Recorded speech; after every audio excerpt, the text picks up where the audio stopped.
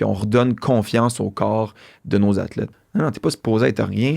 Puis dans ta phase ovulatoire, t'es pas non plus supposé être une superwoman. Là. C'est juste que si t'es une superwoman, ça peut être expliqué par ton cycle. Puis si tu files pas bien puis tu veux diminuer ton volume d'entraînement, ben ça peut être expliqué par le niveau de progestérone que t'es dans. Qu'elle venait présenter, que son équipe avait célébré le moment où elle a retrouvé ses menstruations. Je fais ça avec toutes mes athlètes, moi aussi. Là. Le jour où elles me disent qu'elles l'ont retrouvé, on fête ça. Là. C'est comme let's go, on est reparti parce que ça veut dire que le corps a rebranché à la switch, puis que là, on peut tomber en mode performance. Ouais. Avant ça, on est en mode survie, en mode stabilité, puis il faut que ça slack quelque part. Puis comme ton cerveau, comme toi, comme personne, tu slackes pas l'entraînement ou ton rythme de vie ou ton stress au travail, ben lui, il décide de tirer ses plugs sur lesquels il a le plus de contrôle. Donc, l'exemple classique, c'est l'aménorrhée secondaire, de enlever la capacité au corps à procréer, donc de perdre son cycle menstruel. Tu sais que moi, j'ai beaucoup voulu rallier la nutrition intuitive puis la nutrition sportive. Salut Benoît, comment ça va? Ça va bien, toi? Oui, Benoît Boulanger, nutritionniste, étudiant au doctorat en nutrition. Exact. Et je vais te laisser me parler un petit peu plus là, de ton côté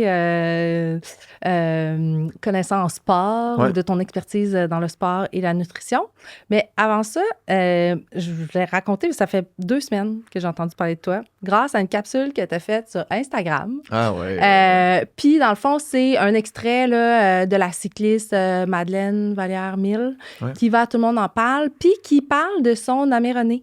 Et de la réaction bienveillante des membres de son équipe qui, au lieu de dire « Ah, parfait, tu dois être contente, puis comme ça, tu vas pas avoir ça dans le chemin pendant tes compétitions », qui ont fait « Wow, comme non, plusieurs non, médecins font quand même, là, malheureusement. Ben, quand Andréane Théberge, l'animatrice du documentaire SPM, est venue, c'est ça qu'elle se faisait dire hein, pendant 10 ans. Elle a perdu ses menstruations. Puis c'est « Ah, ben là, tu dois être contente ». Puis là, j'étais comme, oh mon Dieu, un homme qui s'intéresse au sujet. Non, mais c'est parce que c'est que ça donne, tu sais, ça fait un effet d'entraînement. Ouais. Tu sais, quand tu dis, ah non, les menstruations, c'est un sujet de femme, puis on n'en parle pas, on tait ça, c'est tabou. Puis c'est tabou, hein. Ce que c'est, quand elle voulait faire le documentaire, quand elle a finalement retrouvé ses menstruations, là, ce qu'elle se faisait le plus dire par des producteurs qui n'ont pas produit le projet, là, finalement, c'est, ah ben non, c'est pas tabou, on n'a pas besoin d'en parler. Hey boy. Non, mais tu comprends-tu de où est-ce qu'on parle? Mais on va parler un peu de comment je me suis rendu à m'intéresser à ça, tu vas réaliser que c'est tabou solide, là, dans le sens que... Mais j'ai hâte de connaître l'histoire. Puis là, récemment, ben là, on est fin novembre, là, au moment où on enregistre, là, ça va passer en 2026. Mais ce que j'ai entendu, aussi à Tout le monde en parle, c'est drôle, c'est Régis Labaume qui... parlait de la sensibilisation pour le dépistage du cancer de la prostate.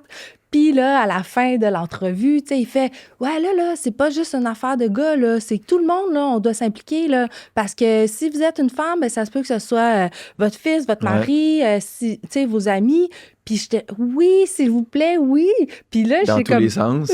Mais oui, il faut s'intéresser, mais c'est le même parallèle avec les menstruations. Puis là, j'ajouterais même une petite coche de plus. C'est que maintenant, oui, on peut avoir de notre entourage qui a des menstruations, mais on vient tout au monde grâce au cycle menstruel de notre mère. Et de 2, on commence à trouver des nanoplastiques dans des follicules qui peuvent être autant fécondés par des spermatozoïdes mâles que femelles. Fait que je dirais oui. Plus que jamais, là. Oui. C'est un sujet qui devrait concerner tout le monde. Mais oui, puis on a tous... je pense que c'est quasiment impossible de vivre dans un monde où tu côtoies aucune femme, tu sais, puis t'as pas, entre guillemets, besoin de comprendre cette réalité-là, puis d'au moins t'informer un minimum là-dessus, là. Ben c'est ça. Fait qu'avant de te laisser t'introduire, aujourd'hui, ben dans le fond, t'es venu, t'as gentiment accepté l'invitation suite à ta capsule qui, en fait, qui expliquait le pourquoi que c'était jamais normal quand t'es censé avoir des menstruations de les perdre. Et fait que là, dans le fond, tu voulais nous parler de l'importance d'alimenter le mouvement pendant notre cycle menstruel parce que nos besoins changent tout au long du cycle. C'est quoi ça, le syndrome du RED-S qui... Je te prononce bien? Oui, bon. Exact. Qui peut mener à l'aménorrhée secondaire. Et puis là, c'est le fun, tu nous as comme préparé quelques mythes et réalités en lien avec le cycle menstruel, le sport. Oui. Fait que veux-tu commencer par te présenter un peu mieux, nous dire comment... Ben oui, mais tu m'as super bien présenté. Merci de l'invitation aussi. Je suis nutritionniste à temps partiel, on va dire, parce que justement, je suis étudiant au doctorat encore. Puis je me spécialise en comportement alimentaire dans l'équipe de Vicky Drapeau. J'ai fait ma maîtrise avec l'équipe de Simone Lemieux. Ça dit pas nécessairement grand-chose à quelqu'un, mais pour ceux qui connaissent le milieu, c'est quand même des figures assez importantes du comportement alimentaire, pas juste au Québec, là. Simone, c'est dans le monde, Vicky aussi. Puis c'est des sommités de leur domaine. Puis pour n'importe quel professionnel de la santé qui a des stages à faire, sont ouverts tout ça à les recevoir. Ça m'est arrivé là, suite à des podcasts des étudiantes en nutrition qui souvent s'intéressent au sujet, qui veulent venir en stage. Ben, ces équipes-là, comme celle de Vicky, on en accueille beaucoup d'étudiants, puis c'est très, très, très formateur. Puis justement, ça a été des figures féminines très importantes quand même dans mon développement comme nutritionniste, que ce soit même au niveau de la façon de réfléchir ou même les différentes conclusions qu'on peut avoir ou l'interprétation de la science, ben pour moi, ça a été quand même des figures marquantes qui ont aussi beaucoup écrit de littérature sur les femmes, par les femmes, contrairement à tout ce qui a toujours été fait par les hommes pour les hommes, puis ce qui nuisait énormément à comment on interprétait les données. Juste par exemple, Simone, toute sa recherche sur les différents niveaux de dangerosité d'un IMC pour une femme versus un homme qui est complètement différente alors que les chartes sont pour tout le monde finalement. Ben, ils ont des démonstrations qui sont réutilisées là, puis citées partout dans le monde maintenant. Fait que ça a été des grandes figures. Puis ça, c'est mon côté étudiant en recherche, mon côté chercheur, puis j'ai un côté aussi athlète. Je pratique le CrossFit depuis maintenant 9 ans, de manière professionnelle depuis environ 4-5 ans, dépendamment qu'est-ce qu'on qualifie comme faire de l'argent avec le CrossFit. OK. Mais c'est un côté de moi qui fait que je me suis toujours intéressé énormément à la littérature scientifique sur la nutrition sportive et qui, finalement, dans les dernières années, m'a poussé aussi à me questionner en ayant des athlètes femmes comme clientèle, ben, à faire, OK, il y a quand même quelque chose d'assez important à aller rechercher quand tu dis que, ou quand on dit comme nutritionniste que le cycle hormonal, que ce soit masculin ou féminin, juste les hormones influencent énormément la façon dont on va manger, nos envies, nos signaux de faim, de satiété, etc. Ben là, de ne pas s'en préoccuper quand il y a un des deux sexes, il y a des variations à travers un mois, ben c'est comme crème, OK, il manque clairement un bout à l'histoire. Là. Ouais. Fait que ça m'a poussé à faire plus de recherches là-dessus, puis à en parler à certains moments. Puis cette capsule-là, en fait, j'ai eu l'idée quand j'ai vu le clip qui a été partagé par Tout le monde en parle, où je le sentais que pour les gens, c'était comme nouveau de se faire dire ça. Que c'était comme, Ouais. OK, c'est pas normal. OK, ça me fait comme un peu, ça me shake. Puis tu sais, sans être capable de me mettre dans la peau d'une femme, si j'apprenais que, par exemple, c'était pas normal que moi, comme homme, j'aille pas un cycle XY ou quelque chose qui arrive une fois par mois, puis qu'au contraire, je l'ai valorisé tout ce temps-là. Puis là, on me dit que c'est dévalorisé, on veut l'éviter le plus possible. Tu pognes 2 minutes quand même, là, surtout quand tu es une athlète de très haut niveau, que ça fait des années que tu t'entraînes, ça fait des années que tu as une composition corporelle super faible. Fait que là, à partir de ce moment-là, j'ai comme fait, OK, il y a quelque chose à aller creuser puis à aller vulgariser là, dans le public de manière générale. Là. Ben oui, puis tu sais, c'est une émission comme Tout le monde en parle, toi qui reprends ça en capsule puis que t'es une personne non menstruée, ben tu sais, c'est la meilleure façon d'informer les professionnels de la santé de première ligne qui vont pas... Ouais. Ils ont trop de choses à savoir, là. Ouais, Fait que 100%. juste de le savoir. Vraiment. Après ça...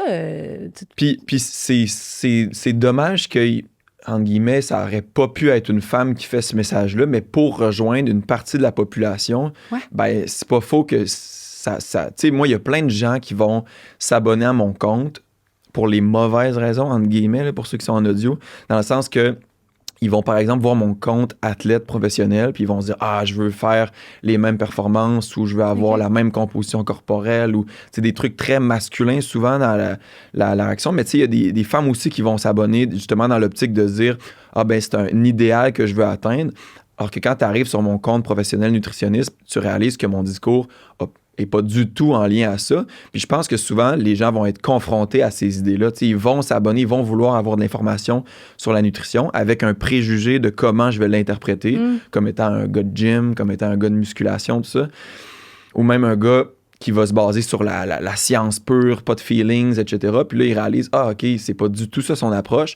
Soit il quitte directement le bateau, puis ça m'importe peu. Ou soit il se questionne, il reste. T'sais, plusieurs même vont prendre rendez-vous avec moi en commençant la rencontre, que ce soit un homme ou une femme, puis dire, ah, je veux un plan alimentaire. Ah, je veux perdre du poids, je veux couper tel aliment de ma vie, comment je fais, etc. Puis là, ils réalisent vite que c'est pas pantoute là, moi, que je vais essayer de les apporter, puis que je vais essayer de travailler à modifier leur objectif ou à l'améliorer d'une certaine façon. Fait que je pense que le fait que le message passe par moi pour une tranche de la population, ben c'est bénéfique. Puis tu sais, je le sais très bien là, que j'ai jamais vécu une menstruation et je vais jamais le vivre. Puis j'espère en tout cas que ça va permettre d'avoir un regard encore plus objectif sur la chose, tu sais, ou un regard un peu nouveau sur comment je peux critiquer la littérature, comment je peux l'analyser, ayant pas un peu cette émotion-là reliée à ce que ça donne comme résultat, puis après ça, d'aider les gens à l'interpréter. Parce que tu vas voir qu'à travers tout le discours que je vais avoir aujourd'hui, je vais beaucoup valoriser le fait que la littérature scientifique, c'est une chose, comment tu te sens au quotidien, c'en est une autre, puis les deux s'équivalent. Alors que le discours scientifique, souvent, c'est pas du tout ça. C'est 100% science-based ou science over feeling, là, la science par-dessus les émotions, alors que les émotions, c'est de la science. Fait que ça, c'est mal comprendre c'est quoi la recherche. Puis d'avoir ces deux côtés-là de la médaille quand on est une femme, ben c'est là que ça permet de mieux interpréter comment je me sens, mieux interpréter ce qui se passe dans ma vie et non de faire le contraire, de dire comment je devrais me sentir puis de me fier à la science pour savoir comment me sentir dans ces moments-là. C'est d'utiliser la science pour expliquer le comportement que j'ai ou les sensations que j'ai au quotidien. Tu sais. Ben oui, puis planter des graines aussi, là. Parce que, tu sais, la science, je veux dire, ça pourrait jamais être un cercle avec, OK, jour 1 à 5. Parce que ça varie pour toutes les personnes. Exact, ben ça oui. varie même pour la même personne, ça varie d'un Dans sa cycle vie. à l'autre Ouais. dans la vie. Selon... Fait que c'est ça, là. Puis le fait que, justement, que tu parles, ben, tu sais, moi, les gens qui me suivent, ils sont moins intéressés, mettons, par les menstruations. Mais c'est justement, mieux, ben oui. c'est comme ça qu'on élargit. Si on fait juste s'en parler entre nous autres, ben, c'est beau, là. Notre message est bien le fun. Mais si on est quatre à n'en pas, tu sais. Puis je suis sûr qu'il y a des gens qui vont tomber sur ce podcast-là par un clip Instagram parce qu'ils vont pas être attirés juste par leur chambre d'écho par un podcast qui s'appelle justement Mieux vivre avec les menstruations. Étant un homme, je pense que même mathématiquement, il y a peu de chances que tu te retrouves devant ça, mais dans ce cas-ci, ça va arriver parce que ça va être proposé. Puis je vous invite à rester parce que vous allez vraiment mieux comprendre soit votre blonde, votre sœur, votre mère dans plein de contextes, puis ici dans un contexte plus sportif. Ça va vous aider. Puis même tous les professionnels de la santé qui peuvent tomber là-dessus, même si vous êtes des hommes, au contraire, je vous invite d'autant plus à écouter ça pour mieux comprendre comment vos athlètes femmes peuvent se sentir. Fait que je pense qu'on est à un bon point de départ, mais jamais en ayant la prétention de faire comme si je vivais ça au quotidien. Là. Jamais ça va être mon intention. Puis tu sais, si je dis quelque chose genre « on », puis ce « on » là, c'est les femmes, ben clairement, je le sais très bien que ça s'adresse pas à moi, mais c'est une erreur de langage là, qu'on va non, peut-être me on pardonner. exclut la personne qui parle. Là, fait que c'est très, très, très, très pertinent. Là. Puis là, tu m'as dit, là, tu as été influencée par la littérature de ces femmes-là. Te souviens-tu la première fois que tu as entendu parler des menstruations ou tu t'en souviens pas? Non, ben je m'en souviens, pas dans le sens un jour puis une année, mais je sais que c'était clairement ma mère on n'a pas eu des discussions très ouvertes à ce sujet-là, mais le jour où j'ai vu du sang dans la toilette puis que j'ai eu peur. Ah, OK. Puis là, j'étais comme, hey, qu'est-ce qui se passe? Hey, maman, il y a quelque chose, il y a quelqu'un qui va pas bien dans la maison. Tu sais. OK. Puis là, de juste m'expliquer, ah non, mais ça, c'est vraiment normal pour une femme, j'ai juste oublié de flusher, tu sais. De quoi c'est normal. Puis là, fait juste m'expliquer ça. Puis à partir de ce moment-là, ça arrivait souvent que soit ma soeur ou ma mère oubliait, puis que je pouvais tomber là-dessus, puis ça m'a jamais dégoûté, ça m'a jamais écœuré, juste parce qu'au départ, le premier moment où j'ai fait le saut, juste parce que c'était du sang, on m'a tout dit, ah ben non, mais c'est vraiment correct, c'est vraiment normal, puis j'étais tellement jeune, je pense que jamais dans ma vie ça m'a trigger ou ça m'a irrité ou ça m'a dégoûté. Puis, tu sais, dans le monde, la culture dans laquelle on vit, malheureusement, je peux comprendre qu'il y a des hommes que ça comme vient chercher, mais je pense que plus on va le démocratiser, moins on va se sentir comme ça, puis plus on va réaliser que c'est du sang, dans le fond. Ben, tu sais, puis tu le mentionnes bien, là, ça part de la maison. Ouais, si ta mère, elle avait caché, puis elle fait « Oh non, ça te concerne pas », ben évidemment que tu files comme ça aujourd'hui. À l'école, tu disais « Oh non, ça c'est... » 100%. L'autre moment relié aux menstruations qui m'a poussé en fait à aller chercher là-dessus, c'était quand je me suis fait inviter à parler justement du Red S, puis je voulais aller juste comme rafraîchir tout ce que je connaissais sur le sujet suite à des formations, puis de poser des questions à ma blonde. Puis des questions comme ouvertes de qu'est-ce que tu connais toi là-dessus? Pas le Red-S nécessairement, là, elle n'est pas nutritionniste pantoute. Puis elle n'est même pas dans le sport d'endurance, rien, mais qu'est-ce que tu connais sur ton cycle? Tu sais? Parce que là, j'allais me renseigner un peu là-dessus, les différentes phases, puis même plus profondément au niveau hormonal, qu'est-ce que ça changeait pour mieux comprendre le Red-S. Puis elle connaissait pratiquement rien. Puis tu sais, je voulais pas non plus être le gars qui vient expliquer quelque chose, mais j'ai comme fait, OK, c'est pas juste les gars qu'on connaît rien au cycle menstruel. Il y a plein de femmes qui connaissent mal leur cycle. Toute la discussion d'aujourd'hui part de justement une athlète qui longtemps a pas alimenté son mouvement. Il y en a plein qui nous écoutent, puis plein dans le monde qui le font encore aujourd'hui, puis qui ont l'impression qu'en faisant du sport ou en perdant du poids ou en perdant en ayant une perte de la masse adipeuse de manière générale, vont améliorer leur performance ou vont même améliorer comment ils se sentent, ou peu importe. Alors que c'est un peu faux finalement. T'sais. On veut alimenter le mouvement, ça veut dire de manger assez pour combler le besoin du corps qui va te permettre de bouger. Au lieu même dans une optique d'améliorer ses habitudes de vie, le classique, bouge plus, mange moins, pour moi, il est erroné. Il n'y a pas de mange moins. Il y a mange assez pour bouger. Point. Ouais. Puis ce cycle-là va être assez vertueux pour te permettre de continuer de bouger. Tu sais, je fais tout le temps l'exemple de si je veux manger moins, là, j'arrive à mon dîner, je mange moins parce qu'on m'a dit de moins manger. J'arrive le soir pour bouger, j'ai pas d'énergie, mais on va dire cette fois-là, je me force. J'ai clairement pas de fun parce que j'ai pas d'énergie pour bouger. Le soir, je mange pas beaucoup parce que je veux changer mes habitudes, je veux moins manger. Je dors mal, donc je récupère moins bien de l'entraînement. Je me lève le matin, j'ai moins le goût de retourner bouger ce soir-là ou même le lendemain. Fait que ça se peut que je le manque. Je continue de moins manger, je bouge de moins en moins. Tout est néfaste là-dedans. Là. Ta dépense énergétique, même si on y va mathématiquement, c'est néfaste parce que ta dépense devient de moins en moins grande, moins tu manges. Fait que, au final, on veut toujours alimenter notre prochaine activité physique ou même notre prochaine activité point, que ce soit genre d'aller au parc avec son enfant ou d'aller jouer avec ses cousins à XY ou d'aller alimenter son prochain entraînement ou sa journée de job à l'hôpital. 1000 raisons, mais tu veux toujours alimenter l'alimenter comme il faut, là, justement, te donner de l'énergie qui va te faire sentir bien. Puis ça demande de l'éducation en nutrition, ça. Ça demande de connaître qu'est-ce que les aliments vont faire à mon corps ou comment me donner de la bonne énergie stable à travers une journée pour être capable de bien le faire. Puis je pense que c'est là qu'il y a un manque à gagner.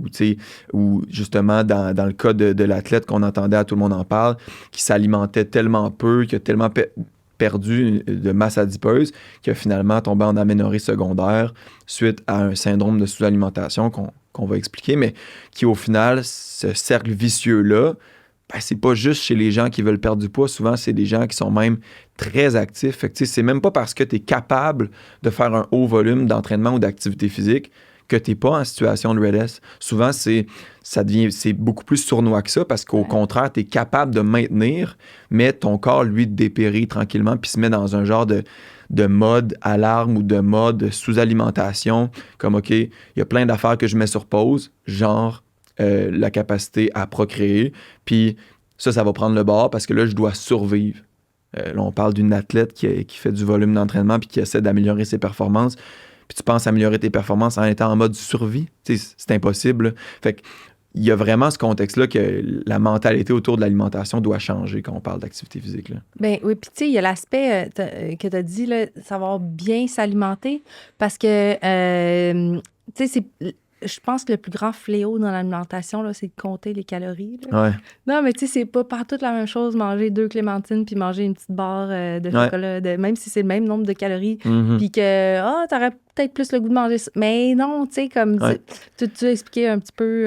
Puis, c'est tout le principe, souvent mal compris, de l'alimentation intuitive. Le lien qu'on fait, c'est intuitif, donc c'est par plaisir alimentaire seulement, ou c'est de manger ce que je veux quand je veux, peu importe le résultat. Alors qu'être intuitif, c'est vouloir avoir de l'énergie, vouloir bien se sentir, vouloir bien digérer, vouloir pas avoir de crampes, vouloir dormir le soir puis de bien sentir. Fait que tu sais, ça part d'une bonne éducation nutritionnelle. On peut pas être intuitif juste de base de nature sans rien connaître. Fait que tu sais, mais souvent, puis ça, je sais que tous les nutritionnistes qui prônent l'alimentation intuitive le savent aussi, puis essaient de le partager. Mais chez le public, qui se fait juste dire, justement, soit plus intuitif, ben, ils comprennent mon intuition, c'est de passer à travers le sac de chips, fait que je vais le faire, tu sais. Ouais, non. Mais c'est pas ça, être intuitif, au contraire. Puis c'est même pas ça que ces nutritionnistes-là proposent. Fait que je pense que même dans ma propre pratique, moi, j'ai beaucoup voulu rallier la nutrition intuitive puis la nutrition sportive.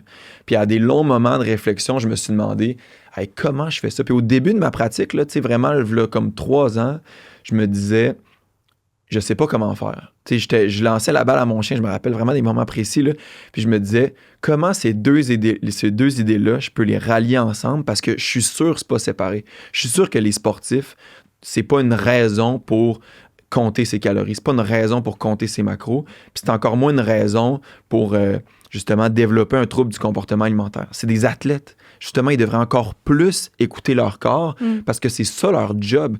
Performer comme un athlète, puis je le fais. Là. Fait que, je parle même pas à travers mon chapeau, mais c'est du self-awareness, c'est de la connaissance de soi. Quand je suis dans une épreuve, parce que le CrossFit, c'est plein d'épreuves, d'être le plus en forme possible, puis c'est pas au niveau physique, c'est vraiment au niveau, c'est pas au niveau de qu'est-ce que t'as l'air, c'est juste de quoi tu es capable de faire.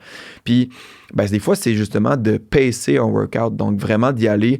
OK, est-ce qu'en ce moment, je suis en train de dépasser ma ligne rouge, je suis juste en dessous? Comment est-ce que je peux justement prendre mes pauses pour bien les placer, pour bien me sentir durant toute l'épreuve? Ça, c'est de l'écoute de soi. Je me disais, c'est sûr que la nutrition ou la façon de s'alimenter, ça devrait partir du même principe. Fait que là, tout est parti la réflexion de, OK, comment un athlète pourrait écouter ses besoins plus? C'est pas avoir besoin de compter pour arriver au même stade de performance que si on comptait tout. Puis là, j'ai découvert beaucoup de littérature sur ce qu'on appelle l'assiette de l'athlète. Fait que c'est des proportions d'assiettes, qui permettent de visuellement et facilement avoir les bonnes proportions, les bonnes composantes d'une alimentation. Puis d'après ça, en écoutant sa faim, dans ces proportions-là, permettre d'atteindre le besoin protéique, le besoin en glucides, le besoin en micronutriments, que ce soit calcium, vitamine D, fer, etc. Puis après ça, si on met tout le monde sur cette base-là, on peut aller plus en précision pour certains types d'athlètes ou certains même sexes, puis d'aller voir justement, OK, est-ce que tel type de sport a besoin de plus de glucides encore? Est-ce que tel type de sport a même besoin de plus de protéines? Puis on peut rentrer encore plus deep dans plus de calcium, vitamine D, fer, puis de voir chez les micronutriments, OK, mais ça reste quand même la même base qui devient intuitive parce qu'on se dit, si j'ai ça dans mon assiette, si j'ai les 3 composantes, glucides, protéines, légumes et fruits, j'ai un repas qui alimente ma performance puis mes journées. Il n'y a pas d'histoire de vouloir couper quelque chose. Il n'y a pas d'histoire de vouloir contrôler la quantité. C'est une proportion. C'est juste pour rappeler aux gens, là, je pourrais avoir un tiers de mon assiette, gros de même, gros comme mon poing, puis je pourrais l'avoir gros comme ma tête, puis je peux l'avoir gros comme toute la table. C'est des proportions. Fait que ça va dépendre toujours de ton niveau de faim. Donc là, on vient rallier toute l'intuition, la façon de réguler son apport alimentaire par les signaux biologiques, les signaux de notre corps, donc s'écouter, avec des proportions qui nous permettent à ce moment-là d'avoir des repas complets qui vont alimenter nos journées. Puis ça, c'est bon même pour les non-athlètes. Du moment que tu es actif, selon moi, c'est des choses qu'on devrait viser. Puis cette combinaison-là des 3, peu importe la proportion, va toujours être gagnante en termes d'énergie stable puis d'alimentation, de la performance ou juste de notre prochaine activité physique ou de notre sport. Fait que quand on regarde, par exemple, quelqu'un qui va se sous-alimenter pendant longtemps, puis là, on va tomber dans l'explication du RED par la suite, mais c'est par là souvent qu'on va vouloir s'en sortir. T'sais. Justement, avoir un cadre alimentaire, pas des règles strictes, des outils, parce que c'est un outil que tu n'utilises pas à Noël, un outil que tu n'utilises pas à ta fête, puis c'est bien correct. Puis on dirait que dès que tu le vois comme un outil et non des règles, c'est là que tu l'utilises à des moments puis que tu ne l'utilises pas à d'autres, puis c'est bien correct comme ça. Ça vient enlever beaucoup de culpabilité, puis ça permet d'utiliser sur le long terme. C'est comme ça qu'on en sort avec nos athlètes, puis on redonne confiance au corps de nos athlètes. Puis je vais parler homme-femme, mais souvent, il y en a beaucoup que c'est chez les femmes qui perdent confiance en les signaux de leur corps. Puis ça, c'est triste aussi. C'est de penser que soit ce que notre coach nous dit ou ce que la science nous dit, c'est plus important que comment je me sens. Puis moi, comme chercheur, je viens de dire que c'est plus important comment tu te sens que ce que la science te dit. Puis qu'au contraire, la science, c'est comme ton serveur, là, pas ton esclave, mais tu veux vraiment t'en servir pour interpréter comment tu te sens. C'est pas la science qui va dicter comment tu vas te sentir. Puis tout le monde qui a déjà essayé de faire une performance à un jour J, un moment précis, le sait très bien. T'as beau tout faire en ton pouvoir pour maximiser quelque chose à un moment précis, ça se peut que ça marche pas, puis ça se peut que ça arrive pas, puis ça sera pas à cause que tu n'as pas bien suivi la science, ça va être cette journée-là, ton corps réagit différemment, puis that's it, tu sais. Puis ce que tu dis, là, l'affaire de l'outil versus Une règle. une règle, c'est un peu ça. Là. Quand il y a des règles, mais qu'est-ce que tu veux faire? Tu veux juste les transgresser. Ouais. Mais quand c'est un outil pour jouer. Puis c'est ça ça vient de fun. Tu sais, tu connais les règles de base ou les outils de base. Tu as une littératie en nutrition, de l'éducation en nutrition qui te permet de savoir qu'est-ce qui va faire que je vais avoir de l'énergie, mettons. Ben c'est ça, exact. Puis c'est là que tu continues de le faire. Là. Tu sais, moi, je m'alimente bien, mais je suis aucune diète précise. Là. Tu sais, je le sais que manger des légumes puis des fibres, c'est une bonne... Non, mais tu sais, c'est ça. Là. Puis je le sais aussi que manger des protéines, c'est une bonne chose. Ouais. Tu les dis-tu, les proportions? C'est-tu pas mal les mêmes pour tout le monde? Ça part du guide alimentaire canadien, qui est une demi, un quart, un quart. Une demi fruits et légumes, un quart protéines, un quart féculents. Puis ça, c'est, on va dire, le niveau le moins actif de manière générale. Puis plus on va être actif, plus la proportion devient égale. Donc jusqu'à un tiers, un tiers, un tiers. OK. Puis quand on tombe même en surcharge glycémique avant une épreuve sportive, il y a plein de monde de sport d'endurance qui vont relate à ça. Ouais. 1 à 2 journées où on va manger plus de glucides qu'à notre habitude pour venir remplir nos réserves de glycogène, donc d'énergie musculaire, ben c'est là qu'on va passer même à du 1/2 glucide, un quart protéine, un quart légumes. Fait que toutes les proportions s'équivalent. Souvent, moi, la première marche de l'escalier, c'est de se dire, est-ce que tu as les 3? Parce qu'en ayant les 3 composantes, peu importe leur proportion, tu vas au moins avoir une source d'énergie par les glucides, tu vas au moins avoir quelque chose qui va te rassasier, qui va combler ta faim par les protéines, puis tu vas au moins avoir quelque chose qui va te donner des micronutriments puis des fibres pour favoriser soit l'absorption, la digestion, puis ta santé de manière générale. Fait que du moment que tu as les 3, au début, peu importe les proportions, je veux même que les gens associent ça à quelque chose de positif dans leur cerveau. Genre, je vois les 3, positif. Je vois les 3, positif. Puis quand tu vois pas les 3, c'est pas une question de dire « Oh my God, ça va être le pire repas de ma vie ». C'est toujours juste dans une optique de dire « Si je vois les 3, ça fait un plus. Si je vois pas les 3, c'est neutre ». Il n'y a pas de négatif au final, OK? Fait que de tout le temps l'associer à quelque chose de positif, après ça, ça nous aide à faire, OK, mon repas, mon girl dinner, là, souvent que j'entends de ma blonde, c'est genre un repas que tu cuisines pas puis que c'est vraiment sur le fly, très facile à faire. Qu'est-ce que je peux y ajouter intuitivement pour bien me sentir après? Si t'as pas le goût de bien filer après, c'est libre à toi. Là. Genre, mettons, justement, la veille de ma fête, j'ai-tu le goût de bien filer après parfaitement? Non, c'est le plaisir alimentaire que je veux mettre devant. Puis cette journée-là, ça va être ça. Ou quand je découvre un restaurant, c'est clairement le plaisir alimentaire qui va être devant et non ma sensation après. Mais quand c'est un lundi midi, puis que le soir, j'ai le goût d'aller jouer au basketball avec ma gang de filles ou ma gang de gars, là, je veux bien me sentir. T'sais, mon intuition, c'est de me dire, OK, il faut que je trouve quelque chose pour que je digère bien et je me sente bien. C'est là qu'on vient utiliser les outils pour avoir des bonnes proportions. Fait que c'est jamais dans l'overthink ou rien. Là. Ouais, puis tu dis l'intuition, puis tantôt, tu en as parlé aussi, l'intuition, mon intuition me dit, je mange un gros. Ben non, c'est pas ça. Là, l'intuition, là, c'est vraiment, là, si tu penses à quelque chose, tu fermes tes yeux, puis, je me sens-tu bien? Comment je veux me sentir? Que j'ai le goût, instinctivement. Là, puis il y a des moments que c'est, justement, je sais pas moi, je suis dans un nouveau restaurant que je viens de découvrir, puis je veux profiter du moment, je suis en voyage, peu importe. Là, l'intuition, c'est de découvrir la culture. Fait que ça reste toujours une question d'intuition, même quand on est à l'opposé du spectre, versus, justement, la veille de notre 5 km, qui est notre événement de l'année qu'on s'est entraîné pour, qu'on veut se dépasser, c'est une autre intuition. Là. Il n'y a pas une intuition de découvrir des nouveaux goûts la veille de ta course. Là. C'est une intuition de vouloir bien filer le lendemain. Je vais appliquer d'autres outils qui vont me permettre de bien me sentir puis de bien m'alimenter. Puis, tu sais, tout dépendant aussi, c'est quoi ton objectif? Parce que là, tu as les athlètes de haut niveau. Exact. Puis tu as les gens sportifs qui veulent juste Mais ça change tout le temps leur intuition parce qu'un athlète de haut niveau qui s'entraîne 5 à 6 fois semaine, par exemple, ou tu sais, pour connaître plein de sportifs d'endurance, des fois 2 fois par jour, là, l'intuition, c'est de bien filer dans son prochain training parce que je leur souhaite qu'ils font ça par plaisir encore, puis pas juste pour le chèque de paye à la fin. Mais si c'est par plaisir, c'est parce que tu as le goût d'aller. Tu sais, moi, par exemple, quand j'ai 2 entraînements dans la même journée, je veux bien me sentir au deuxième.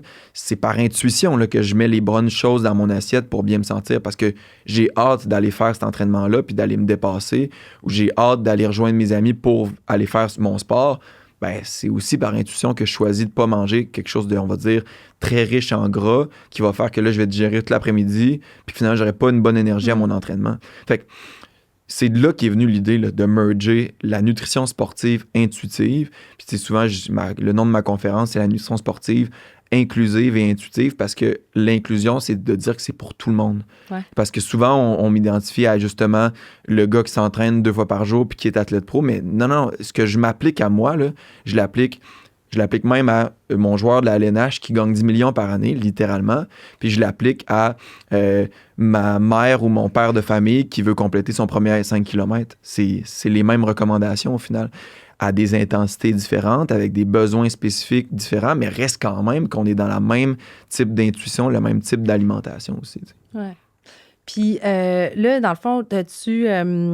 quand est-ce qu'on se rend compte qu'on mange pas assez? Oui, c'est ça. Ouais. Souvent, on parle des 3 H, okay, pour faire un petit un truc rapide et facile. Puis ça a été étudié dans la littérature pour être associé au début des syndromes de sous-alimentation. Puis c'est en anglais, mais c'est happy, horny, hungry. Puis c'est un genre de façon de facilement voir si hormonalement on est stable. Ouais. Puis souvent, si il y a je vais les traduire. Happy, c'est d'être heureux dans un bon mood. Est-ce que tu te lèves le matin puis sans aucune raison d'être morose ou triste, tu l'es. D'avoir une bonne activité sexuelle ou un désir sexuel, ça c'est différent pour chaque personne. Fait que c'est toujours de comparer avec son propre baseline.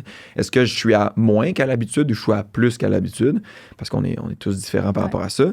Puis même aussi au niveau de la faim, il y en a qui ont des plus grandes faims, des moins grandes faims, mais est-ce que c'est plus ou moins qu'à l'habitude? Fait que du moment que tu es moins qu'à l'habitude sur une de ces 3 sphères-là, c'est de lever un premier drapeau. Fait que c'est de peut-être le dire à son entraîneur, de le dire à sa partenaire, son partenaire, peu importe, puis de faire comme, OK, il y a un des signalements qui va moins bien, mais ça veut vraiment pas dire qu'on est dans une mauvaise santé ou que notre entraînement va pas bien. C'est juste vraiment un premier niveau d'alerte. Après 2, là, on fait une action. Okay? Fait que là, c'est de dire justement, j'ai peut-être besoin d'une journée de repos de plus, de changer mon type d'entraînement, de venir modifier une semaine, un seul entraînement. Fait que je sais pas, tu étais supposé faire un test cette journée-là, de le déplacer une semaine plus tard, peu importe. Fait que à 2, c'est un deuxième flag, deuxième prise, on va dire, comme au baseball, puis on fait une action. Puis 3, là, on intervient. Fait que c'est vraiment, il y a un changement drastique qui doit être fait, puis qu'on doit justement soit faire une semaine complète de repos ou venir changer quelque chose dans sa routine de vie complète pour venir créer du changement. Puis là, on avertit justement notre entraîneur, nos professionnels de la santé, puis on intervient. Fait que à partir de là, quand on tombe dans cette intervention-là, puis que les professionnels vont venir nous faire des tests, c'est là qu'on veut déceler, est-ce qu'on est en train de tomber dans un syndrome de sous-alimentation? Quand tu dis des tests physiques ou des tests sanguins ou les deux? Ça peut être des tests sanguins, ça peut être des tests au niveau d'un questionnement. Fait que moi, je serais nutritionniste, je te demanderais c'est quoi tes apports dans une journée. On ferait des petits calculs où je te le demanderais par photo pour venir les rentrer dans un logiciel puis voir, OK, est-ce qu'elle est basse en fer?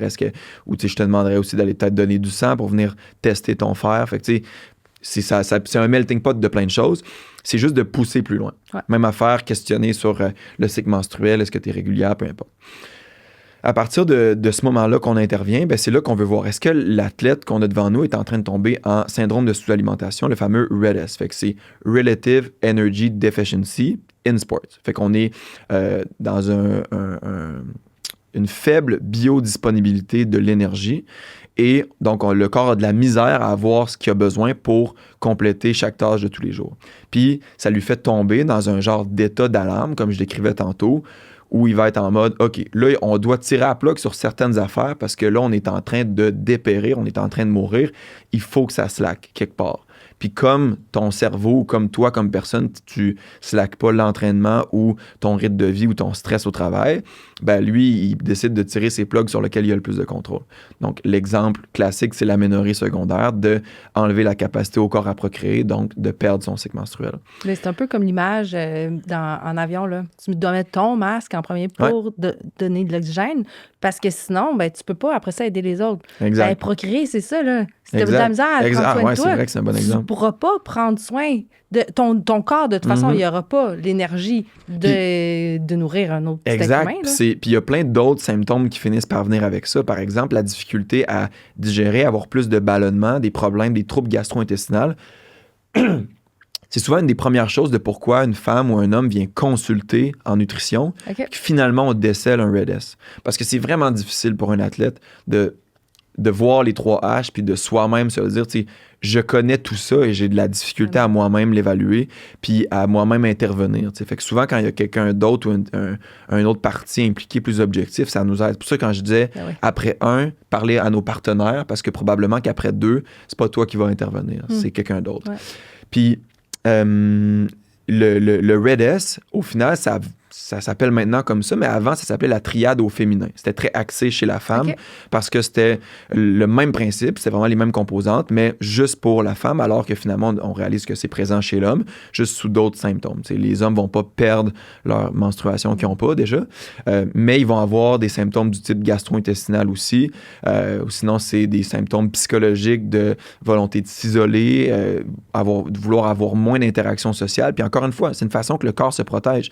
Il veut pas dépenser de l'énergie à échanger avec les autres. Il veut pas dépenser de l'énergie à envoyer trop de sang au niveau de l'intestin. Il veut juste se protéger. Fait que c'est dangereux comme switch parce que avant ça, il va pas nécessairement diminuer sa capacité à digérer au début. T'sais. Si tu lui donnes de moins en moins d'énergie, au contraire, il va augmenter les signaux de faim et de satiété pour t'aider à venir contrebalancer ce qui manque. Donc, on peut lui faire confiance de manière générale. C'est quand on l'écoute pas depuis longtemps, puis qu'on s'entête à pas l'écouter, que là, on tombe tranquillement plus bas. Puis quand tu dépasses cette limite-là, qui devient comme la switch de « OK, là, on tire les plugs, puis on commence à faire le contraire, quasiment d'empêcher la digestion ou de nuire à la digestion, ce qui est contre-intuitif parce que tu as besoin de plus manger », ça veut dire que tu es vraiment en train d'être en mode survie. Là. C'est en mode, genre, si on ferait des tests sur des rats, souvent, quand on sous-alimente des rats, puis ça, c'est trash un peu, mais ils vont arrêter de bouger. Ils vont rester au même endroit, puis ils vont juste comme être stables, puis même diminuer leur alimentation parce qu'il faut qu'ils se déplacent pour aller s'alimenter, mais ils veulent juste survivre. Bon, on est dans le même contexte avec nos athlètes ou nos gens actifs qui vont se sous-alimenter. Fait que, comme l'ours qui berne. Là, exact, comme l'ours qui berne.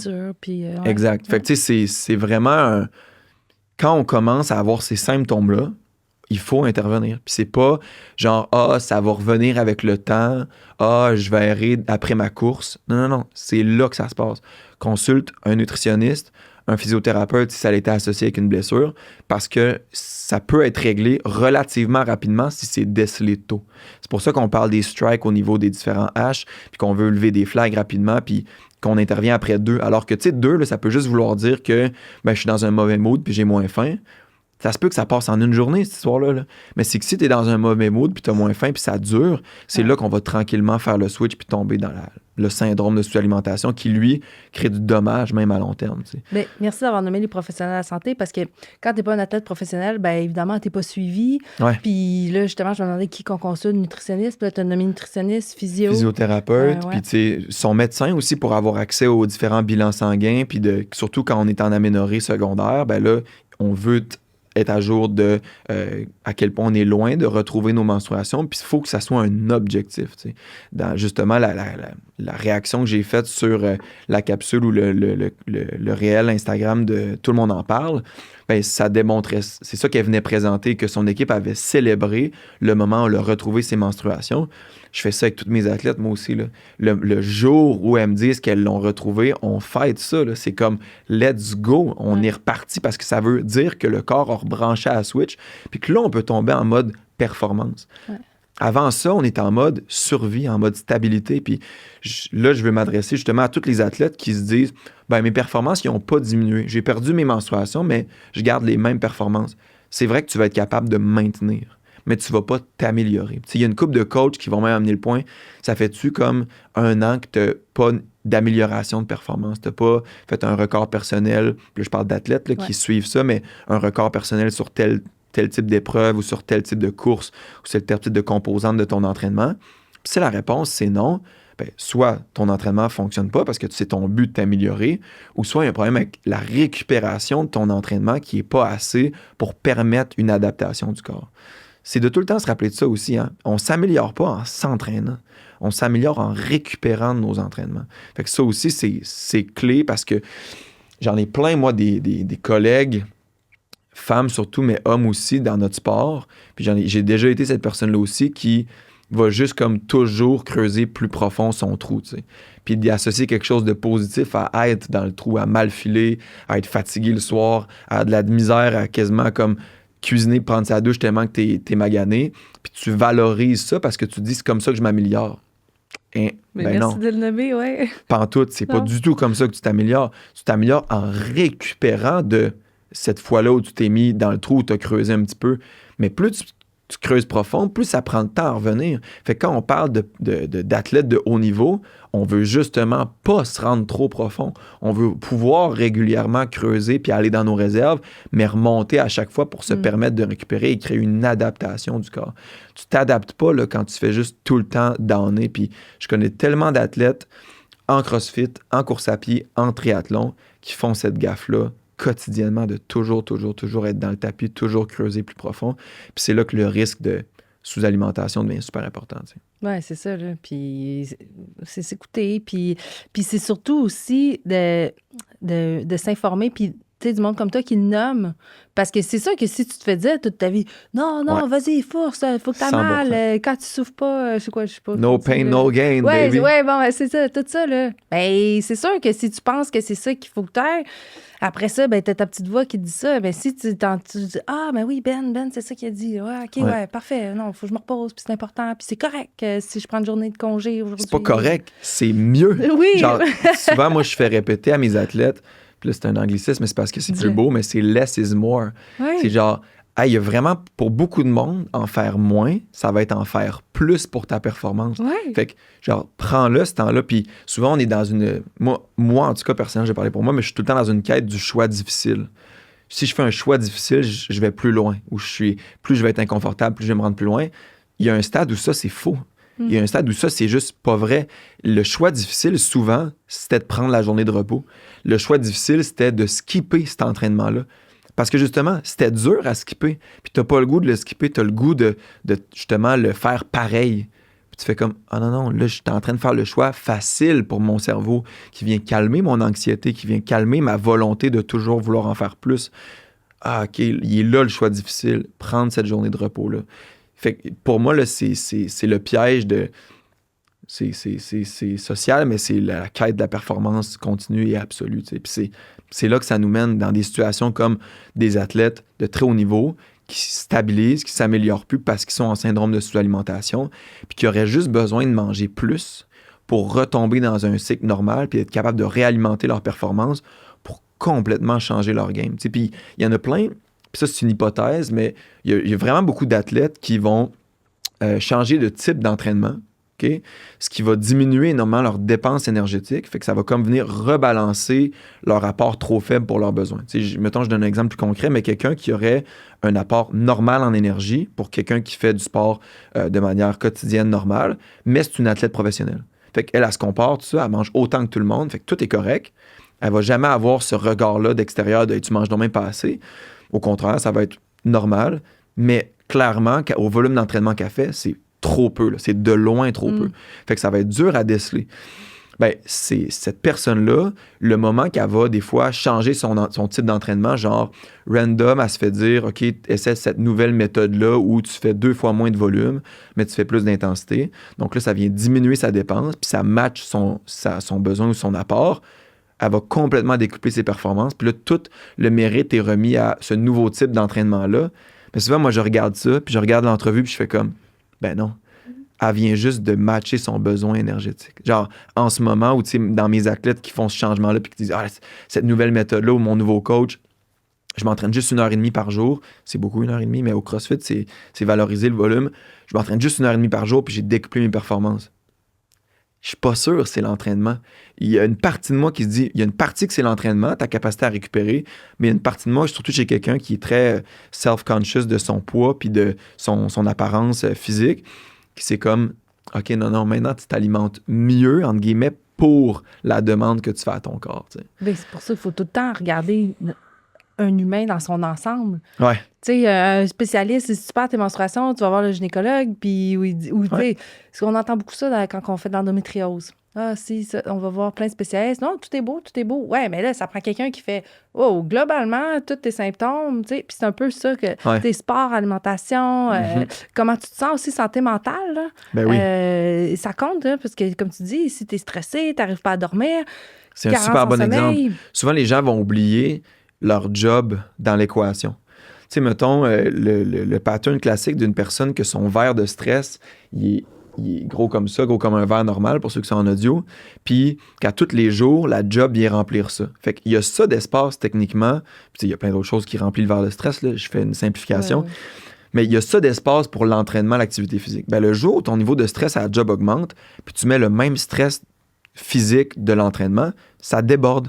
Fait qu'il faut que tu ajustes en fonction de ça aussi, tu sais. Fait qu'il y a des moments que les gens sont submergés de stress, leur verre est déjà plein sans activité physique, puis qu'ils vont vouloir mettre de l'activité physique, puis ils comprennent pas pourquoi ils sont pas capables, ils ont jamais l'énergie, ils ont jamais le goût.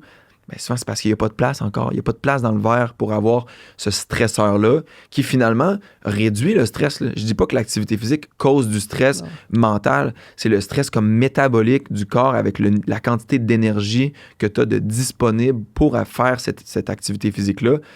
Tu l'as pas, ce gap-là, encore. Fait qu'il faut que tu fasses d'autres changements, genre peut-être dormir une demi-heure plus tôt en lâchant ton sel ou en ayant une meilleure routine de sommeil, demander à ton boss d'avoir une pause le midi, changer ton horaire, puis de ne pas avoir peur de le faire pour justement créer ce lousse-là en termes de stress physiologique qui va te permettre de bouger puis qui va même peut-être, en effet boule de neige, réduire ton stress ou souvent, moi, ce que je dis, c'est grossir ton verre. Tu sais, l'activité physique peut finalement faire grossir ta capacité à tolérer du stress. Mais ça peut pas partir quand tu es déjà débordé, quand le verre déborde déjà. Fait qu'il y a des gens, là, quand tu sais, moi, c'est plus dans mes projets de recherche que je vois des gens qui sont dans moins dans les extrêmes, tu sais, mes athlètes professionnels versus mes troubles sévères du comportement alimentaire. Dans les projets de recherche, je vois beaucoup plus du monde au milieu qui veulent débuter l'activité physique. Puis que c'est comme, non, à ce moment-là, ton besoin de vouloir changer ton corps puis ton apparence, qui est alimenté par la culture des diètes, il est trop fort, puis tu n'as vraiment pas la place pour intégrer tous ces changements-là. En ce moment, tu viens me voir moi, mais tu aurais besoin soit de parler à ton boss, parler à ta famille pour changer un peu le setup, ou même au contraire, si c'est impossible de faire aucun changement pour le moment, ben, c'est de ne pas intégrer ces nouveaux changements-là ou ces stresseurs-là. T'sais, si moi, je viens rajouter du stress nutritionnel, parce que le verre, là, souvent on parle d'activité physique, mais moi-même, je le montre avec le stress que peut avoir de devoir penser en son alimentation pour alimenter son activité physique. Là, les règles alimentaires, même des proportions, là, quand tu es complètement au bout du rouleau puis ton verre est plein, là, c'est même pas le temps de commencer à intégrer ça. Là. Il y a d'autres choses prioritaires, genre ton sommeil puis genre la gestion du stress, que je veux que tu fasses avant de commencer à te demander si tu manges assez de légumes. Genre de la culpabilité de manger pas assez de légumes puis pas assez de protéines végétales quand tu n'as même pas le temps dans ta journée de te coucher à l'heure que tu voudrais vraiment. Ça vaut pas la peine. Ouais, il y a des changements prioritaires avant ça. Fait que je sais pas pourquoi j'ai dérapé comme ça, mais... Ben, c'est un tout. Dans le fond, si on manque de sommeil, on va avoir plus le goût de manger des choses grasses. Ça va être... Tu sais, de ne pas regarder juste une chose. Puis je pense que c'est ça, tu l'as bien compris, puis tu le fais bien. Puis, tu sais, là, je sais que les nutritionnistes, vous avez bien des règles à respecter et tout. Ouais. Mais, tu sais, des fois, juste de poser la question, pas dire « Oh, moi, je pense que tu as un problème de stress puis de sommeil », mais poser la question, tu sais, mettre une petite graine dans la tête. Puis après ça, la personne, c'est à elle d'enregistrer et de prendre action. Puis avec tous les professionnels qui écoutent le podcast en ce moment, avec comment le faire avec les athlètes, c'est de tout le temps permettre la discussion. Genre, mettons, d'ouvrir. Parce que tu peux pas aller chercher... Moi, je le vois beaucoup en trouble du comportement alimentaire. Quand quelqu'un vient consulter... Surtout, moi, vu que j'ai des athlètes aussi, la personne, des fois, son objectif, ça serait qu'on traite son trouble alimentaire, mais parce que son trouble, la petite voix qui est dans sa tête, lui dit que c'est correct puis que c'est valorisé, ben, elle vient me voir en se disant « Ah, ben lui, il va m'aider à améliorer ma performance. » Fait que souvent, cette personne-là, dans objectif, va cocher perte de poids, performance, ou un combo qui, techniquement, ben, pour moi, ne fonctionne pas. C'est pas un lien qui est faisable. Puis c'est ma façon de flaguer quelqu'un qui va souvent faire... Là, j'avoue, je le dis, fait que je me vends, mais qui va flaguer quelqu'un que je vais dire, OK, cette personne-là, je vais au moins ouvrir la porte à ce qu'elle puisse me parler de son comportement alimentaire au quotidien, son niveau d'énergie, la régularité de son cycle menstruel. Est-ce que, justement, elle prend un anovulant qui fait qu'on ne peut pas le voir, on ne peut pas avoir ce flag-là. Si tel est le cas, ben, je vais lui poser 2 fois plus souvent comment son niveau d'énergie va, comment son niveau de faim va. Si elle me fait des journaux alimentaires pour voir un peu mes calculs, ben, je vais être encore plus à cheval sur le fer, la vitamine, des détails comme ça. Puis comme professionnel, je pense que c'est juste de pas avoir des préjugés sur l'athlète parce qu'on va la faire se refermer de toute façon, puis son trouble ou sa petite voix va toujours prédominer, surtout quand tu n'as pas encore intervenu, puis elle va juste dire de ne pas voir cette personne-là parce qu'elle vient challenger ton trouble. Il faut comme que tu fasses juste ouvrir la porte. Parce qu'à un moment donné, ça va tellement, l'inconfort ou la détresse va être plus forte que le trouble alimentaire, puis la personne va finalement s'ouvrir. Puis ça va être un glimpse de temps qui va être court. Tu sais, des moments dans une rencontre où, juste par avoir ouvert la porte, on est 10 minutes plus tard, puis la personne, elle peut comme flasher puis commencer à pleurer, puis tu vois que c'est plus la voix du trouble qui te parle. Ça fait vraiment réaliser que, OK, quand elle me disait tantôt qu'elle n'aimait pas les poudres glucidiques ou elle n'aime pas le sucre, je parlais au trouble pendant ce bout-là. Je parlais pas à l'athlète. Je parlais vraiment à comme le côté culture des diètes, tout ce qu'elle s'est fait emmagasiner pour perdre du poids, pour être mince, pour pas être une athlète dans un corps gros, peu importe. Tout ça est venu teinter son discours. Fait que là, il faut que je le prenne avec un grain de sel. Puis comme professionnel, il faut être capable de danser avec ça. Puis si on n'est pas à l'aise avec ça, je pense qu'il faut vraiment référer rapidement ce type d'athlète-là à risque, là. Qui lève des flags rapidement, puis que tu sens que justement la performance se maintient, le cycle hormonal n'a pas l'air bon, au niveau même de ce qu'elle rapporte en termes d'énergie, malgré un apport qui est relativement stable, c'est toujours faible, ou une perte de poids qui est continue, alors qu'on a dépassé clairement les objectifs initiaux. C'est plein de choses comme ça qui doivent nous aider à flaguer puis intervenir. Mais tu sais, le fait que tu nous parles de tout ça, là, tu dis « Ah, je me vends », mais c'est bon parce que si, tu sais, quelqu'un qui dit « Ah, ben là, un nutritionniste, je vais pas aller voir ça, je sais comment manger », tu sais, mais si on sait que, non, le nutritionniste, probablement, il est utilisé pendant plusieurs années, là, non, mais tu sais, il va être capable 4 pour mes amis nutritionnistes, 9 pour moi. Mais non, mais c'est ça, mais tu sais, si tu le sais pas, puis c'est correct d'aller voir un professionnel que tu sais pas comment il va t'aider. Mais c'est justement pour cette raison-là que tu vas avoir des professionnels. Ouais. Puis je pense que les meilleurs professionnels, c'est ceux qui se disent « Hey, mais tu sais quoi? Je pourrais pas tout seul, moi, régler ton problème. Un, il faut que toi, tu participes. Mais de deux, comme tu dis, référer à d'autres, c'est en psychologie. Peu importe, 100%. Puis le référencement en psychologie est important. Parce que ça permet, surtout quand on a un réseau de contacts de professionnels, ça permet de devancer les listes d'attente. T'sais. Les psychologues, quand ils ont des grandes listes d'attente, c'est pas voulu. Là. La demande, elle peut être forte. Mais par exemple, si on parle du trouble du comportement alimentaire, quand on fait des référencements à des endroits comme le CEPIA, qui est un endroit à Québec, là, on enregistre à Montréal, mais pour moi, c'est là où on fait le plus de référencement, ben, on est capable de devancer un cas sur la liste d'attente si on sait que c'est urgent en termes d'intervention. Fait que tout est faisable, tout est possible. Il faut comme jamais arrêter de croire qu'il y a une solution. Surtout quand on est pris dans la genre de loop de voir 1 million de professionnels. Faut pas abandonner. Il faut continuer de tourner dans cette loupe-là parce qu'à un moment donné, tu vas pogner la bonne personne. Tu vas pogner la personne qui va flaguer la bonne chose puis qui va finalement t'aider. T'sais. Fait qu'il faut continuer de croire. Ah ouais, puis tu sais, puis nous-mêmes aussi, là, c'est Joanie Lacroix là, qui avait fait le documentaire de patient à participant. Mais ça, là, tout part de soi. C'est quand même bien que je vais te voir, là. Puis si je suis en mode, je sais pas comment c'est, en mode trouble, oui, je vais te dire qu'est-ce que je pense qu'il faut que je te dise parce que j'ai donc peur que tu es une nutritionniste, tu vas me juger. Fait que non. Mais tu t'aides pas à toi-même. Souvent, ce que je dis, là, parce que le classique, c'est de me faire des journaux alimentaires parfaits. Okay? Souvent, ce que je dis, c'est tu sais que cette journée-là qui est déjà bien, je peux t'aider à l'améliorer peut-être de 1 centimètre. Là, je suis encore dans le visuel alors qu'on est en audio. De 1 centimètre. Mais une mauvaise journée, là, je peux t'aider de 1 mètre probablement. Là. Fait qu'on est bien mieux de se concentrer sur les journées que tu trouves difficiles puis qui sont pas, entre guillemets, représentatives de ton quotidien puis qui finalement arrivent une fois par semaine peut-être. Ça, j'ai bien plus d'importance à aller t'aider parce qu'on gagne 1 mètre sur l'échelle de comment tu peux te sentir, alors que venir peaufiner tes journées déjà parfaites, ben, on gagne des petits centimètres puis that's it, là. Alors que, justement, t'es bien mieux de t'ouvrir sur même si ça ne représente pas tout ton quotidien, de s'ouvrir sur les composantes les plus difficiles, c'est ça qui va être clé, puis c'est ça qui va te faire grandir le plus. C'est là qu'en fait, je dis qu'il y a le plus grand potentiel d'amélioration. C'est têteux, là, parce que souvent, quand quelqu'un va me dire... Ben non. Non, mais c'est parce que tu vas voir, mettons, quelqu'un vient puis il dit, on parle d'habitude de consommation d'alcool, de drogue, de sommeil, puis là, ça va comme pas bien, il n'y a pas un bon sommeil ou il n'y a pas un bon cycle, ou il consomme beaucoup d'alcool, il va très souvent au resto, fait que là, c'est comme, la personne est gênée, puis elle est comme, ah non, ça va pas bien, hein, tu sais, puis c'est comme, non, t'as peu comparé à la personne d'avant qui faisait pratiquement tout parfait, puis qui venait me voir, ton potentiel d'amélioration, il est légendaire. En ce moment, on peut peut-être changer ta vie, là, alors que l'autre, je peux changer son lundi peut-être. Je peux changer comment elle se sent après sa long run, ou je peux changer son PR, son record personnel sur 5 km. Ben, on s'entend que changer sa vie puis changer son record personnel de 5 km, il y en a un qui est pas mal plus haut que l'autre. Puis toi, tu as la chance de le faire. Fait que, tu sais, de reframer aussi sa façon de voir sa problématique, de faire comme, OK, je suis vraiment dans le fond du baril, là. Ben, OK, j'ai clairement le plus grand potentiel d'amélioration que j'ai jamais eu dans ma vie, donc le plus grande possibilité de changement.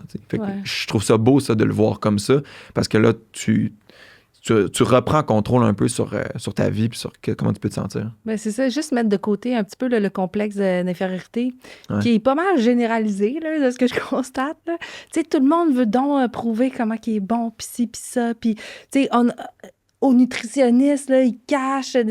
Mais, tu sais, non, mettons-le de côté. Là. Si on veut s'améliorer, il faut le tasser. Là. Puis juste, valider ou... normaliser, puis c'est pour ça qu'on va voir. Sinon, restons chez nous tout seuls. Puis, ben oui. Fait qu'au moins, on a des professionnels comme toi pour nous aider.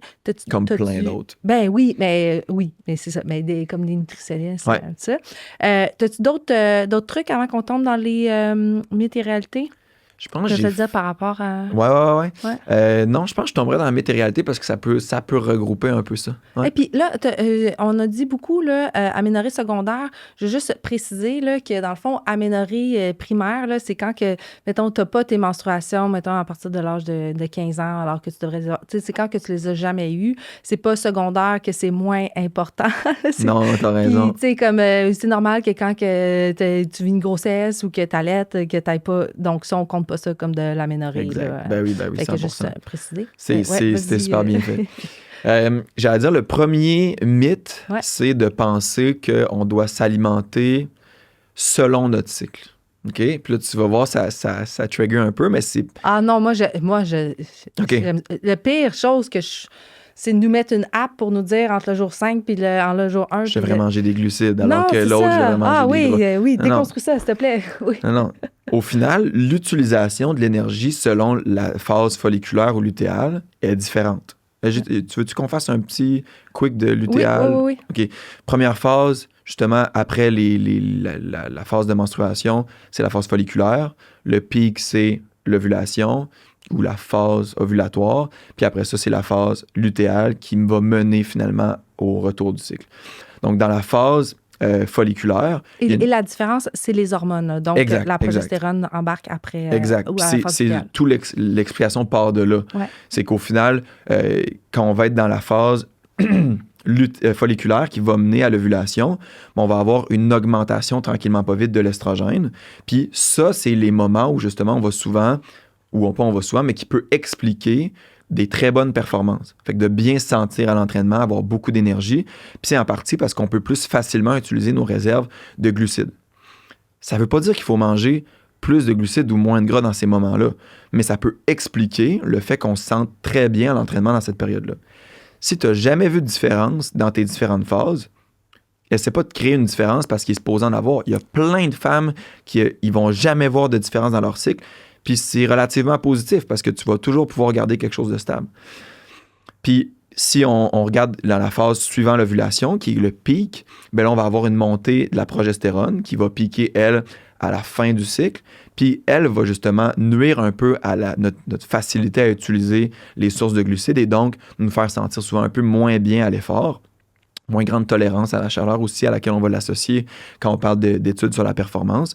Mais encore une fois, il y a plein de femmes qui ne le ressentent pas, ça. Ça, c'est vraiment le textbook. Puis c'est d'où l'importance de ce que je disais au début, d'utiliser la science pour interpréter comment on se sent et non de choisir comment on se sent selon la science. C'est pas parce que tu es à la fin de ton cycle que ton entraînement est scrappé. Ça se peut très bien que tu fasses ton record personnel cette journée-là pour 1001 raisons, mais si ça va vraiment pas bien, puis que tu vois que tu as chaud pour rien, puis que ta tolérance à la chaleur cet été est pas bonne cette journée-là, ben là, tu peux regarder dans ton app ou dans ton cycle, puis te faire comme « Ah, OK, probablement que j'étais pas dans une journée où j'étais là pour faire ma meilleure performance à vie. Là, j'ai eu pas mal de symptômes reliés à là où j'étais dans mon cycle puis à la quantité de progestérone que j'avais. » Fait que souvent, la phase la moins performante ou qu'on peut interpréter une moins bonne performance, c'est plus on approche de la fin de notre cycle. Mais c'est aussi le moment où on va avoir la plus grande dépense énergétique. Il y a une augmentation à travers le cycle de notre dépense énergétique de, encore une fois, 0, du monde que ça ne change rien, puis du monde que ça l'augmente, qui peut expliquer aussi de pourquoi on peut avoir différentes envies à ce moment-là. Il y en a à la fin de leur cycle qui vont avoir des envies alimentaires différentes, puis souvent ils me demandent pourquoi, puis ils ne comprennent pas pourquoi ils ont des envies différentes. Mais c'est hormonal, c'est normal. Fait qu'on utilise la science qui nous dit que on peut avoir une augmentation de la dépense énergétique dans cette période-là. Et donc, de combler son envie, c'est parfaitement normal dans cette période-là. C'est même suivre la science, finalement, de venir combler son envie. Contrairement à des périodes où on se dit « Ah, j'ai donc même pas d'envie de sucrer dans cette période-là. Je suis donc même bonne à mon entraînement, je sens donc bien bien. » Rock on, là. Puis, tu sais, ride cette vague-là tout le long que ça va durer. Puis, profites-en. Tu sais, souvent, pas souvent, mais on peut l'interpréter comme de manière négative, le fait d'avoir ces up and down-là.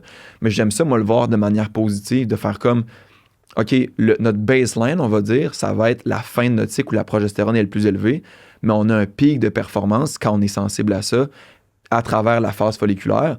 Let's go, on en profite, on a du fun. Puis au pire, si je me sens pas bien vers la fin de mon cycle, ça va être une façon de gérer mon niveau d'entraînement, de gérer mes jours de repos, mes journées plus relaxes ou la diminution de mon volume avec mon coach pour le plus possible bien me sentir. L'autre... Expliquer, dans le fond, se servir de la science pour expliquer et non pour justifier. Exact. Puis là, c'est là qui vient l'autre mythe. Le mythe de devoir faire un cycle d'entraînement qui fit son cycle menstruel. C'est faux.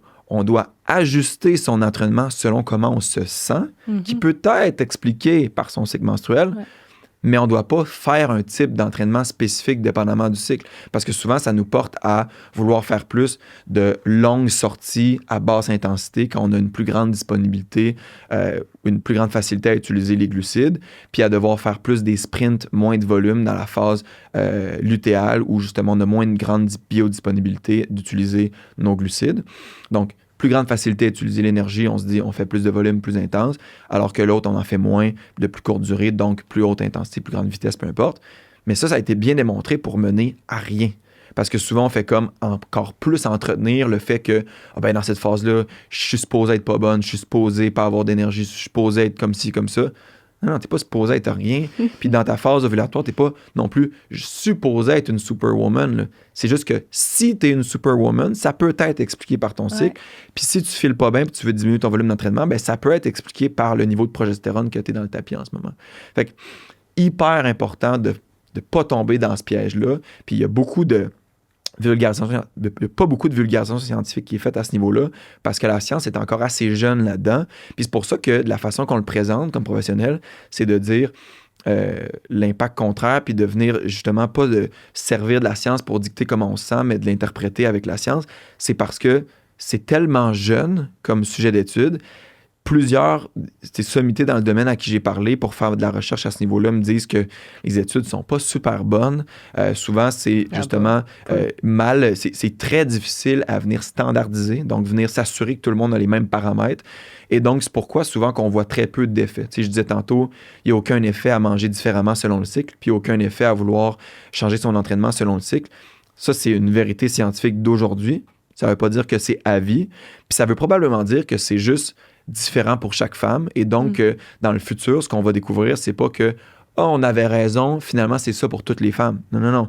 Ce qu'on pourrait découvrir, c'est de se dire, il y a un type de femme avec tel PRS génétique, tel score de risque génétique précis, tel SNP, parce que je fais de la génétique aussi en recherche, mais telle composante génétique qui, eux, vont réagir bien à changer ça.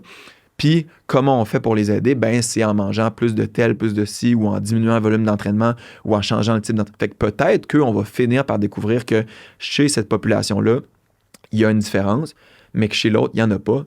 Puis c'est bien correct de même. Puis quand on parle de génétique, souvent on perd le monde parce qu'ils se disent comment on applique ça dans la vie? Là, je me fais pas faire des tests génétiques pour le fun. Non. La génétique, tu peux, entre guillemets, l'interpréter par comment tu te sens aussi. Si chaque fois que tu es à la fin de ton cycle, tu as tes plus grandes envies alimentaires, puis que tes performances d'entraînement sont diminuées, puis tu as de la misère à tolérer la chaleur, tu es probablement génétiquement susceptible à bien réagir à une intervention qui viendrait viser ça. Fait que on est capable, en écoutant notre corps, full circle avec le début du podcast où je martelais le fait qu'on doit être self-aware, donc à l'écoute de nos signaux. Ben, on peut même être capable de justement modifier ou de mieux ajuster son entraînement ou son alimentation pour fitter notre besoin, tu sais, en utilisant la science. Je suis encore science-based quand je dis ça, puis c'est pour ça que science over feeling, ça veut rien dire, parce que c'est science pour interpréter ses feelings, tu sais. Fait que c'est ça pour moi un des plus gros mythes en nutrition sportive aussi, là. Mais, tu sais, je pense aussi que comme c'est tellement complexe, oh là, ça ne fit pas dans une publication Instagram, oh non, mais c'est pour ça que, tu sais, c'est Faut peut-être prendre le temps. moins... Mais exactement, faut prendre le temps. Puis qui peut prendre le temps? Ben si on n'a pas les études encore, ben c'est nous-mêmes, comme tu dis, de s'écouter, d'écouter comment on se sent.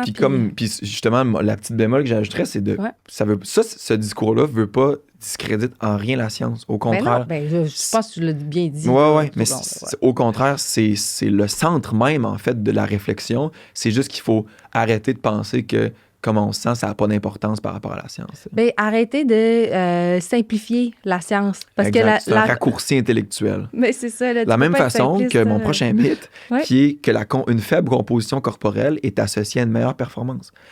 On pense souvent ça, puis tu sais, ces études-là qui ont recensé ça sont réelles, ils existent. Qu'est-ce qu'on veut dire par faible composition corporelle? Le fait d'avoir peu de gras. OK. Peu de pourcentage de gras par rapport à notre poids total.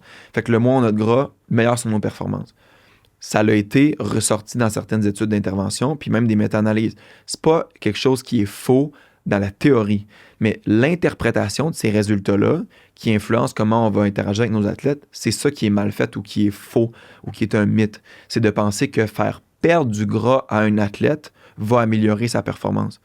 Ça, c'est un no-no parce que tout dépend de c'est quoi les habitudes de l'athlète de départ, puis de où on part pour faire cette perte de masse adipeuse-là. Puis même chez quelqu'un qui aurait une grande masse adipeuse, ça se peut que de restreindre au point de perdre cette masse adipeuse-là, volontairement, va créer des comportements alimentaires qui vont nuire à sa performance. Fait que c'est de ne pas penser que c'est une recette de si je l'applique à tout le monde, ça va marcher.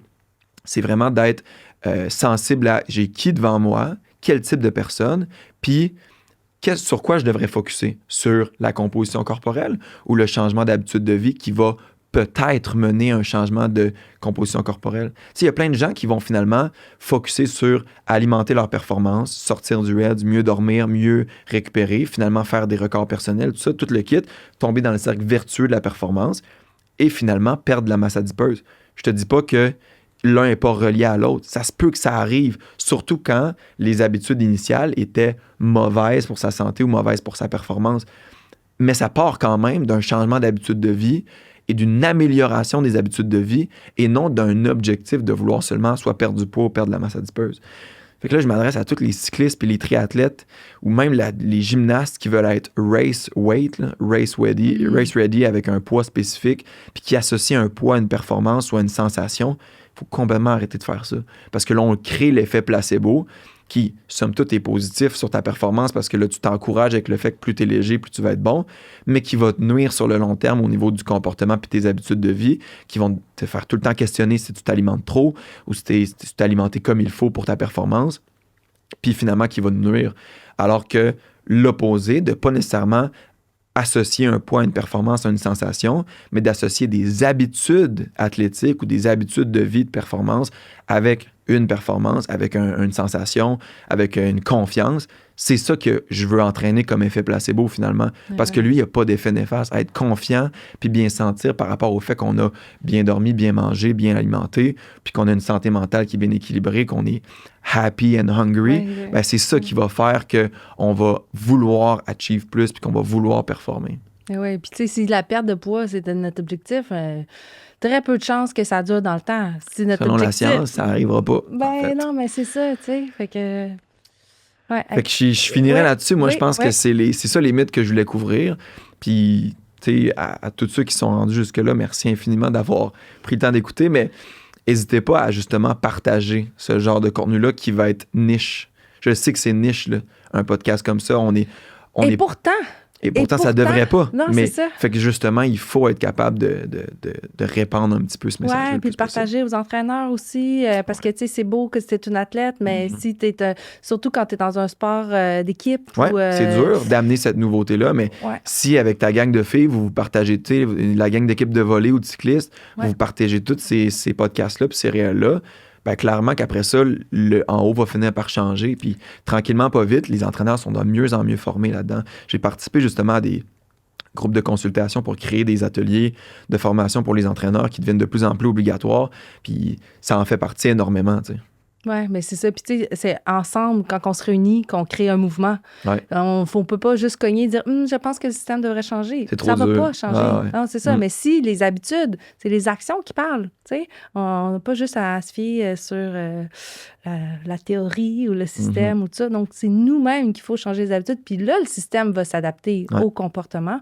Puis, ben merci. Je pense que tu as tellement bien expliqué là, que dans la menstruation, c'est le 5e signe vital. Ouais. Puis, il faut vraiment en prendre en considération, puis pas juste le bailler de côté. Fait que je pense qu'avec tous ces outils-là, on va être plus en mesure d'être heureux, d'être horny, puis d'être hungry. Oui, exact. Ouais. Hey, mais merci beaucoup, Ben. J'apprécie. Merci à toi l'invitation. Puis, merci de t'intéresser au sujet, puis de continuer de le faire aussi. Yes.